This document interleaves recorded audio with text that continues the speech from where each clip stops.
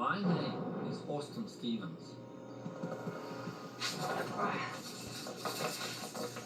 I've spent over 20 years photographing the world's most dangerous animals.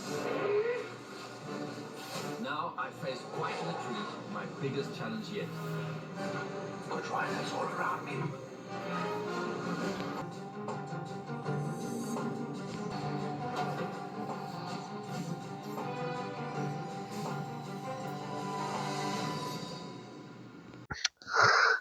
Well, yes. Okay. I'm just checking the microphone. So, yes, I am doing another Austin Stevens, but this is not the Snake Master episodes. This is actually Austin Stevens' Adventures. So, this is a little bit different. He searches for a Komodo dragon, the Burmese pythons that are invading Florida. He did the Lost Eden in Australia, but then he also did rhinos, elephants, and lions. And this is completely out of his realm. So how was this documentary compared to The Snake Master? I will let you know right after this. Mario! Look, Ronald! Mario's mystery block makes it big! And my magic box makes us lunch! What's in McDonald's Happy Meal? One of 4 Nintendo Super Mario Brothers 3 toys. A Mario toy that jumps, or an acrobatic little Goomba. A pullback Luigi, or a hopping Koopa Paratroopa. One toy with each Happy Meal you buy. Well, I didn't actually see this commercial as a kid. I just sort of stumbled on this, and I just thought it was kind of amusing. You got Grimace, and then you got Ronald acting like a fool. So I do remember when these toys came out because I was so close to collecting all of the Jungle Book toys, and instead they went with Mario. And I'm a big Mario fan. In 1992 is when I really started to like it. In 1990, I didn't really know enough about it, and I didn't think that it really deserved a toy line. I may have been wrong because obviously they were a huge hit, and I did actually end up getting a Luigi toy, um, and I didn't really like it all that much. So I was one of the few that didn't really like the whole Mario thing. So obviously, I've changed a little bit. So getting back to Austin Stevens, he is.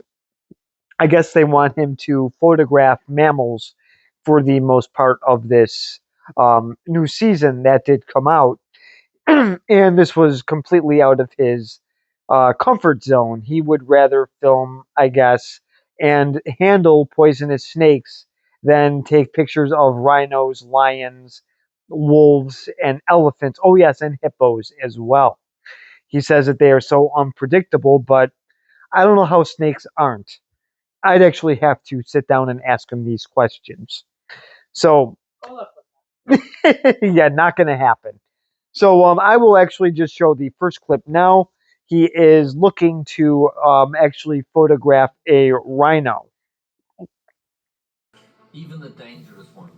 I've spent my whole life with. If you don't believe the textbook, ask the locals. They'll all tell you the same thing. Morning! Have you got petrol yet? See what this guy's just told me? Just hold it there a second. Look at this. Land Rover body. Rhino hit it, went right through, ripped the whole thing to pieces, bent us over, buckled it completely. These are powerful animals I'm looking for. So here is the first clip here. As you can see, there's a nice shot of the zebras. And then he is talking about how dangerous rhinos are. So, so pretty much Austin Stevens is always my go-to. If I'm watching Rick and Morty, and which that show is horrible, I then went to Austin Stevens. So he was always my little go-to. He was my little go-to if something was bad. So if Double Mommy was on, I would put on Austin Stevens right after to switch my mood. You did not. Normally I would, but I was too busy laughing at Double Mommy. But yes, if it's Rick and Morty or Bob's Burgers, oh yes, Austin Stevens or Step Brothers for that matter, Austin Stevens is going right on. I actually do like watching shows like this. I do actually like how he did say too, and look at that gas pump. I thought that I didn't think that was a working gas pump at all until I watched it for the second time. And I did like how he did say that your car is barely protection for these animals. I guess they get pretty angry when you invade their territory. And with those big horns, I heard you might actually be safe to stand behind a tree because their vision is really, really bad. But I don't know. I'd have to look that up for myself. So I will show the next clip where he does spot a rhino, and we'll see if it charges him. And I will show that clip in just a second.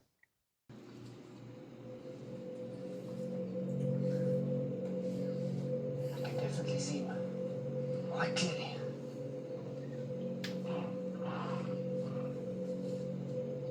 Black rhino, right here.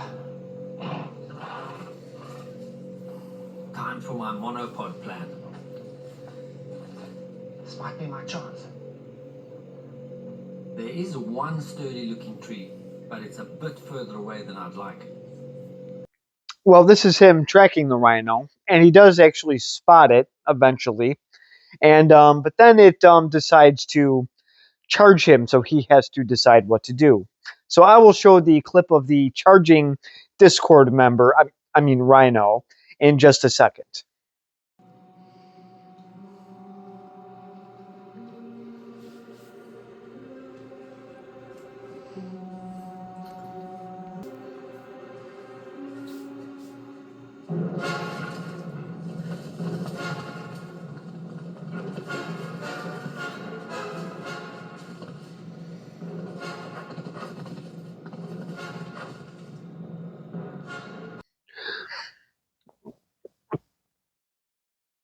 Well, this is the rhino charging here. So obviously this rhino is not too happy. It's like if you stole a box of donuts from George Wendt. This is the guy from Cheers. The guy that took up 2 bar stools. So this rhino here is not happy, and this is why Austin Stevens did not want to film these wonderful, humongous fly attracting creatures because it's like he said, they're unpredictable, they're fast, and they are powerful. So he jumped up on a tree and did not get his shot. So you will have to watch this episode to find out if he actually does. So because this is a series, I am now going to jump to the next episode and show you the clip of the lion. So I will get to show that in just a second. My first lion, and it's a male. He's walking right on the side of that track. He's not even worried. And he's got a solid gait like he's going somewhere. He's heading for the marsh, and he could lead me to the pride. To give the king of beasts a wide berth, even though this lion seems uninterested in hunting.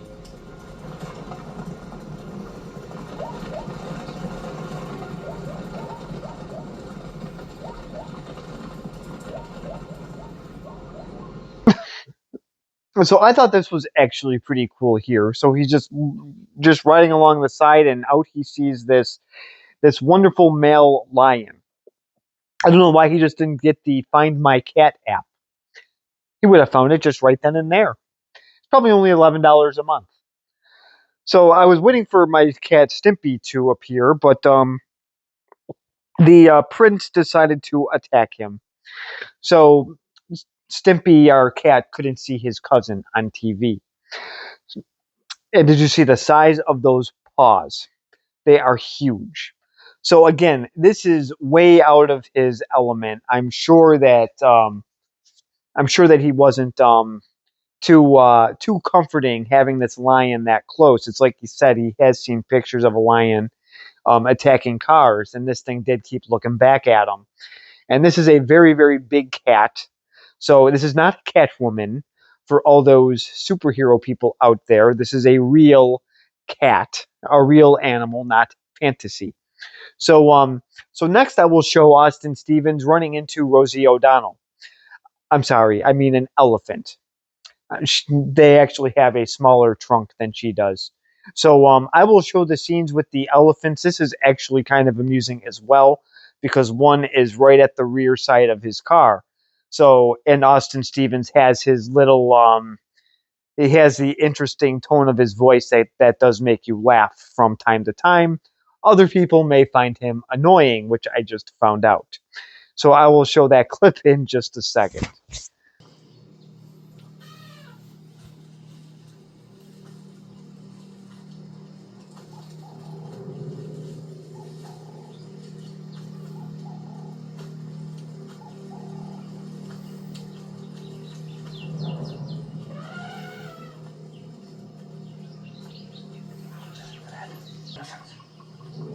And I'm looking down there, and suddenly I've got an elephant all around. There's more over there, and there's more on the side here. Elephants can be dangerous. If you startle them, frighten them, get on the wrong side of an elephant, take this truck out like a shot.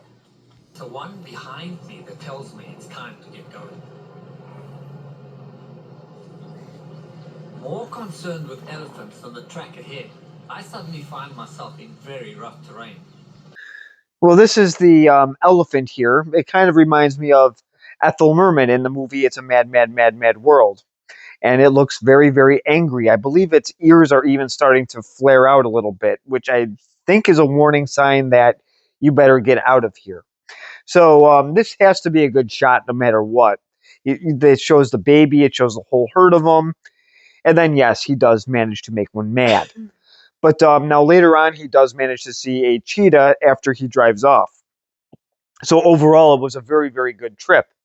So the next episode I'm going to show is actually Australia's Lost Eden. And this is a very interesting, this is probably one of my favorite episodes because he is shooting animals that he may never ever see again because of the invasion of the nasty cane toads, which humans made.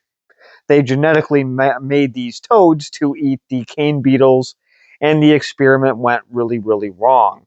And not only did the toads not eat the beetles, but they are causing a major problem in the ecosystem because they are poisonous for one, and they reproduce very, very quickly.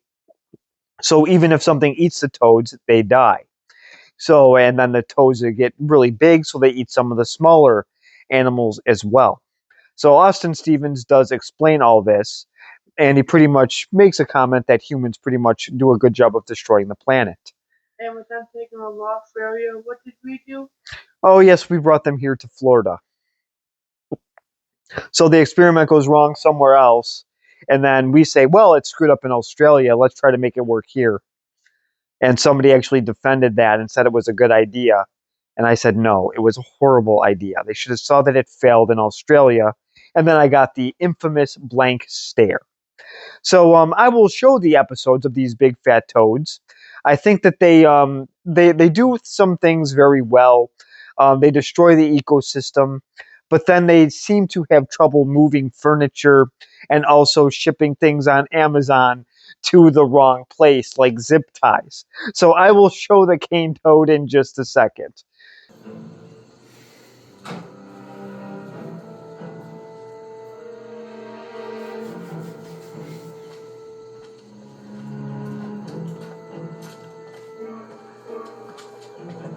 Holy mackerel!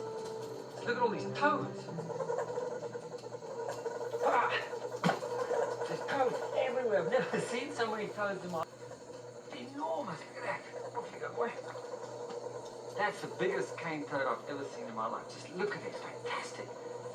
The cane toad is the biggest toad in the world, and they get even a lot bigger than this. The other thing that's very obvious on this toad is the bulging poison glands, which you can see there on each side. And if you actually squeeze that, massage it, you might actually force some of that poison to come out. See that? It actually squirts out. The poison is that powerful, it can kill an animal. It might even kill a crocodile. It might even kill a human. If you had this in your mouth and it absorbed through the tissue in the mouth, it could even kill an adult human being. So this is the cane toad here, and this is the Eden Valley of some lost animals here, or some animals that may not be there in a while.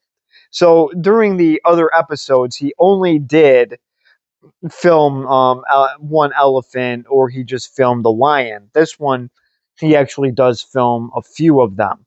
So I will just do a clip of just a couple that he does see that I find the most interesting. So the first thing he does find on his trip is the typical snake. It's a really cool looking python. So I will show that clip in just a second.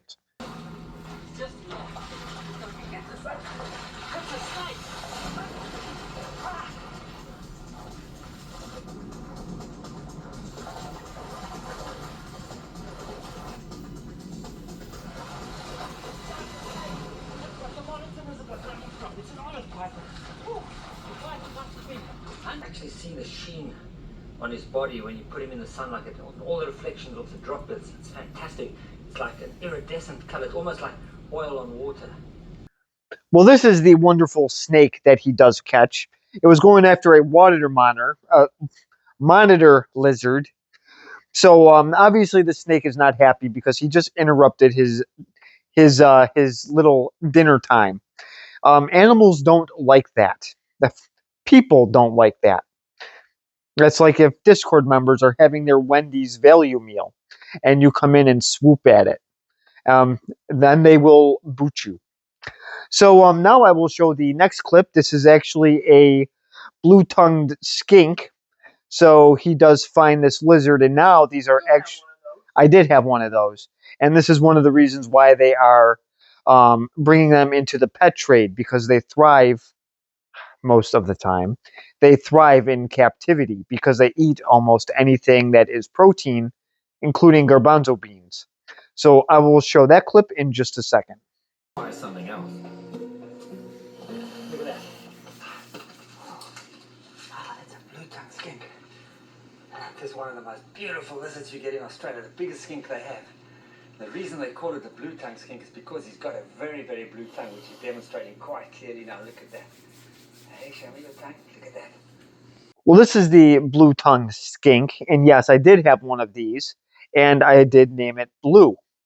And yes, mine did have the blue tongue, and like I said, I actually fed it dog food, garbanzo beans, and it also ate steak or fish from time to time. So it was a very easy pet to actually have. I do recommend, if you want a lizard, get a blue-tongued skink. It's a lot easier than getting a gecko where you have to give it crickets or mealworms. This is a lot easier. So this is the blue-tongued skink. Like he said, this is the largest skink that is actually in the world, I guess. And I forgot how big they get. I think they get up to 2 or 3 feet. Mine was pretty big. And then they don't move around a whole lot. If you touch them, they'll just kind of chill. They don't bite. So yeah, it's definitely worth getting. So now I will show the next clip here of a noisy tree frog. So this one, yeah, if you want this thing to help you move, it won't do that. It won't even take his own car. So so this is pretty much complaining about evacuating Australia right off the bat. So I will show that clip in just a second. Look at this beautiful little boy. I know. This is something I've always wanted to photograph. Oh, see. I know. Look at that face. Just look at that face. He's so gorgeous. Isn't he wonderful? This is a magnificent tree frog. And I'm not just saying that. They actually call that. That's what their name is. Oh, you're talking to me. He's talking to me. Listen to that. Isn't he gorgeous? Look at that. Well, this is the final clip here. This is the tree frog that I wanted to get. There was one more clip that I really wanted to show you, but I don't think it's on here. So this is the wonderful noisy tree frog that was very, very talkative, and he did not want to get his picture taken. And I did like the little swatting motions that it had, probably because he actually had to move. So this little frog here I actually thought this was my favorite animal that he did find.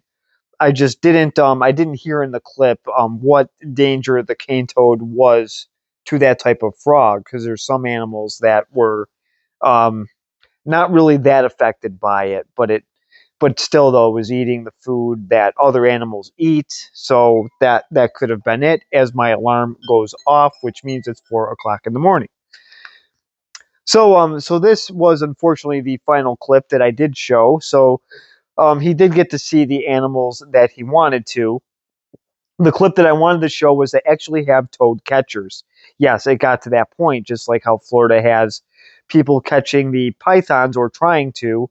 These people are catching probably about maybe 300 toads a night, and that's not enough. They are causing way too many problems because the one female can lay 60,000 eggs a year. Now, obviously, that doesn't mean all 60,000 are going to survive. Toad tadpoles are incredibly small. So anyways, so this is pretty much the end of this episode, and this is what I'm going to show from this series. So which documentary did I like better? Did I like his Snake Master show compared to Us and Steve's Adventures? I know they were both different, but I actually enjoyed the Snake Master show a lot better.